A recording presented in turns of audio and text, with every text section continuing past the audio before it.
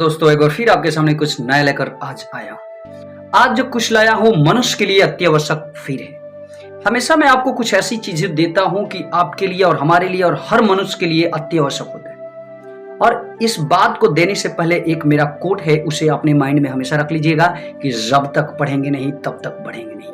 यानी कि आप किसी भी क्षेत्र में रहते हो उस क्षेत्र से संबंधित कुछ पढ़ते रहिए, बढ़ते रहिए। चलिए तो क्या लाया हूं आपको बता दूं। आज मैं एक नया किताब शुरू कर रहा हूं पढ़ना, यानी सुबह से मैंने इस किताब को पढ़ना शुरू किया है जिसका नाम है संक्षिप्त महाभारत। और मैं आपको यह प्रेरित करता हूं कि आप भी हमारे सांस्कृतिक यानी धार्मिक चीजों को जरूर पढ़ें, क्योंकि यही हमारी धरोहर है और इन्हें पढ़कर ही हमें बहुत कुछ सीखने को मिल सकती है। तो इसलिए मैं आप लोगों से अनुरोध करूंगा कि इस तरह की किताबें जरूर पढ़ें, क्योंकि जब तक आप इसमें से कुछ पढ़ेंगे नहीं तब तक आप उस आदर्शों को कैसे पालन करेंगे जो हमारे पूर्वज आज वो बनाकर चले गए, क्योंकि किताबों में तो ही सब कुछ है। तो चलिए कहां क्या है और कैसी चीजें हैं आपके सामने बताता हूं। यह छोटी सी किस्सा है उस टाइम की जब पांचों पांडव एक हिरण के पीछा करते हुए थक जाते हैं और थककर एक वृक्ष के नीचे बैठ जाते हैं।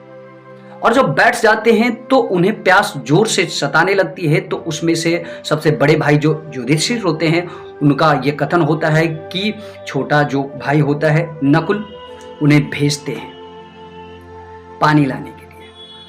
और वो पानी के खोज में जाते जाते बहुत दूर निकल जाते हैं। उन्हें एक सरोवर यानी एक छोटी सी तालाब दिखाई देती है, उसमें पानी पीने की कोशिश करते हैं। तो उधर से एक यक्ष का आवाज आता है कि पानी मत पियो, अन्यथा तुम्हारे साथ कुछ अलग हो जाएगा।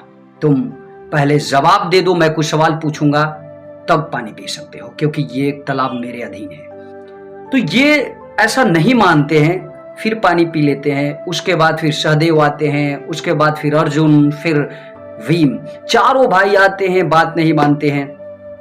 और इनके साथ क्या हश्र होता है ये आप सुने भी होंगे, सब मृत पाए जाते हैं। अंत में बड़े भाई युधिष्ठिर आते हैं और वो बहुत ही समझदारी से पूरी तरह से यक्ष की बात को सुनते हैं और तैयार हो जाते हैं कि मैं आपके प्रत्येक प्रश्न का जवाब देने के लिए तैयार हूं। और यही प्रत्येक प्रश्न कितना इंपॉर्टेंस है, जब मैं पढ़ा तो इसका कीमत मुझे पता चला कि क्या इसमें क्या चीज है।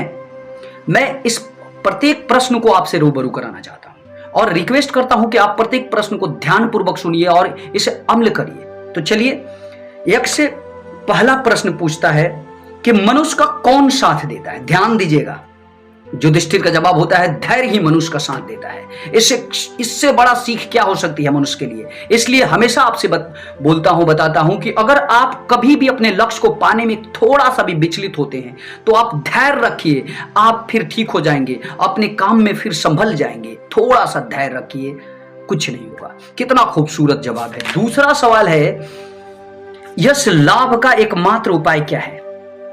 दान। युधिष्ठिर का जवाब होता है दान। इससे बड़ा सीख क्या हो सकती है कि अगर आपके पास यश कृति, आपका पूरा यश पूरे विश्व में फैल जाए और आप दान ही नहीं देते हैं तो आपका यश प्राप्त करने से क्या फायदा हो सकता है। कुछ नहीं। दान ही सबसे अच्छा यश कहा जा सकता है।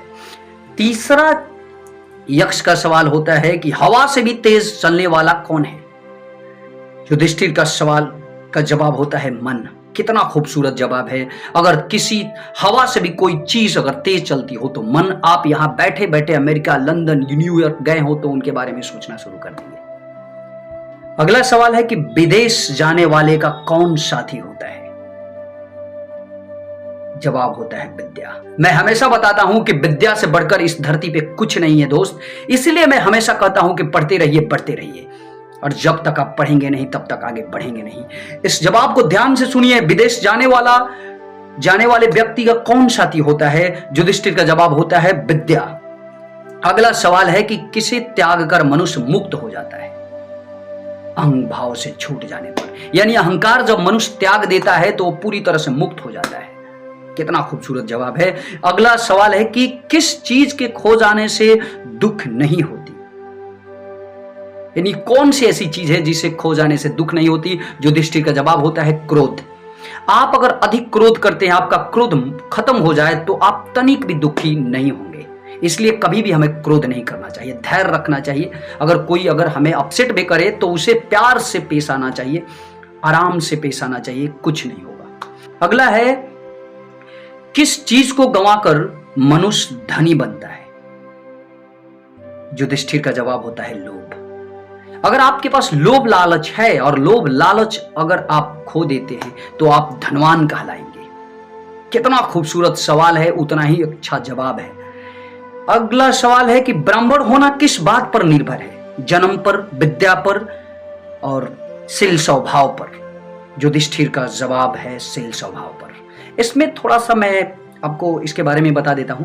कुछ लोग ऐसे ब्राह्मण कुछ ऐसे होते हैं जिन्हें यह लगता है कि मैं ब्राह्मण कुल में पैदा लेकर अपने आप को ब्राह्मण साबित कर लेता हूं।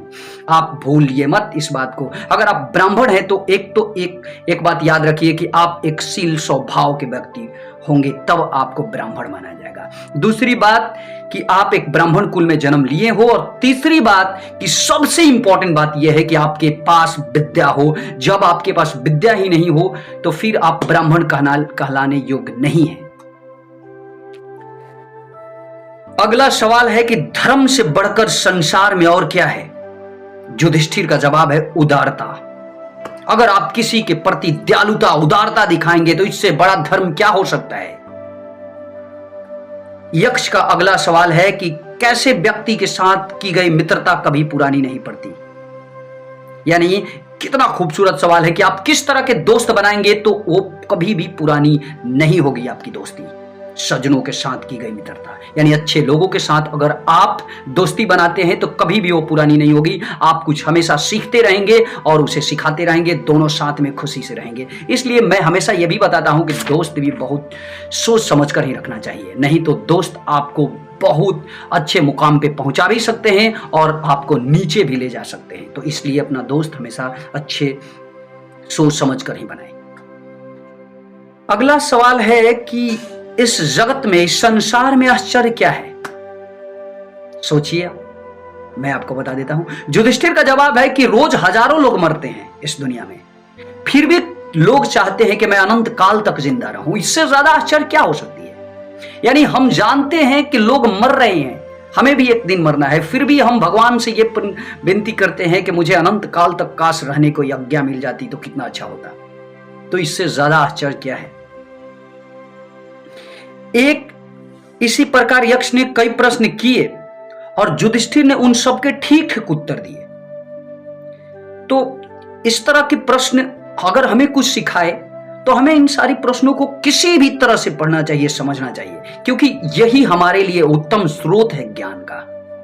तो इसलिए मैं हमेशा आपसे ये बताता हूं कि अपने धरोहर को, संस्कृति को, अपनी इस जितने भी धार्मिक चीजें हैं उनको संजो के रखें और इससे पढ़ते रहिए, ज्ञान अर्जित करिए। मुझे दीजिए आज के लिए इजाजत, और एक बार फिर आपके सामने कुछ नया लेकर जरूर आऊंगा। और अगर आप न्यू देख रहे हैं तो इस चैनल को सब्सक्राइब जरूर कर दीजिएगा और साथ ही साथ बेल आइकन को भी प्रेस कर दीजिएगा ताकि इस तरह के वीडियो आप हमेशा पाते रहेंगे। नमस्कार, जय हिंद।